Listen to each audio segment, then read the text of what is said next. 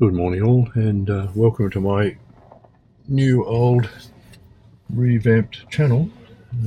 I have been driving Uber for about 11 years in Sydney, and with the imminent release of full self-driving software for Teslas in Australia, I thought I'd start or get restarted and doing driving videos. The previous videos I did were mostly aimed at familiarising new Uber drivers with Sydney's motorways and bridges, tunnels and all the exits, etc. Most of those I've deleted from the channel because they're now out of date. In fact, I think there might be 2 left which I'll need to delete because the roads have changed since then. I'm really interested to see how well full self-driving will be benefit for Uber drivers.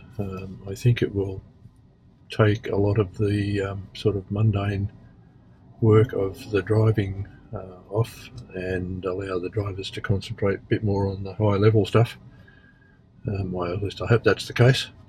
I bought my first Tesla back in August 2022. It's now September 2025. I paid full price for the full self-driving at the time, and in September, that car was equipped with hardware 3.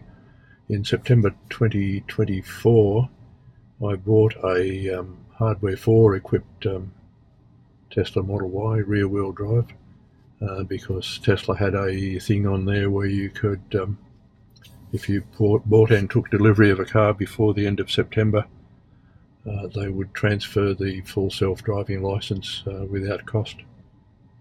It also, the later model has a slightly less firm suspension, and it was also the last model that had 2 stalks, which are things that I was interested in. So for all those reasons I upgraded from a hardware 3 to hardware 4 car. I noticed that I think from rumours that I heard a year ago, Tesla started doing testing of full self-driving, or at least maybe collecting data for full self-driving. About a year ago, they apparently advertised for some drivers in a couple of the capital cities, and just last weekend, that was the Friday, Saturday, Sunday, they apparently did a pre-release demonstration, trial, test, whatever you want to call it, for a handful of drivers in, I think mostly in Sydney, Central Coast, Wollongong, Victoria, and maybe one in Melbourne, another one that I know of in Albury, Wodonga, I think it was.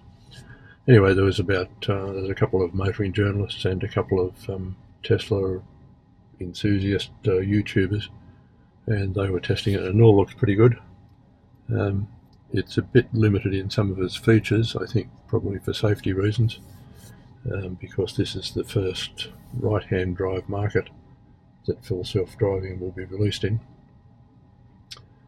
Anyway, I went to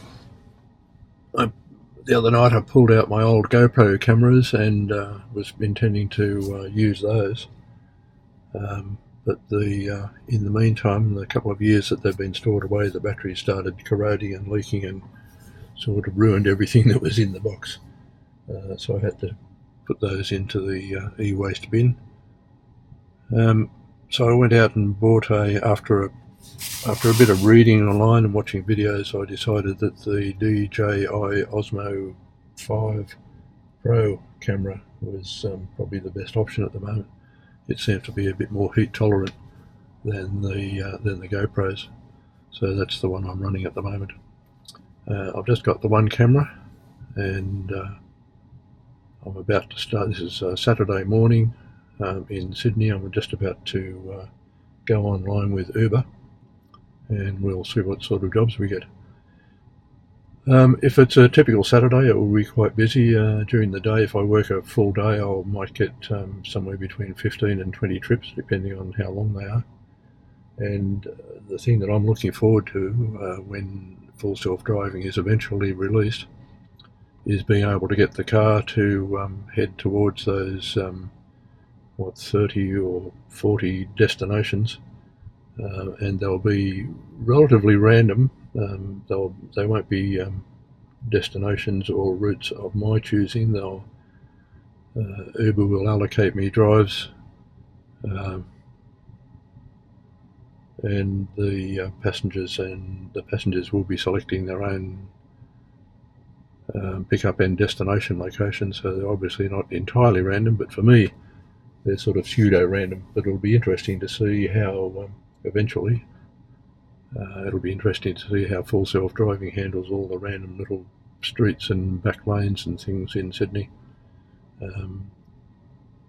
Anyway, let's go on with Uber, and we'll see how we go.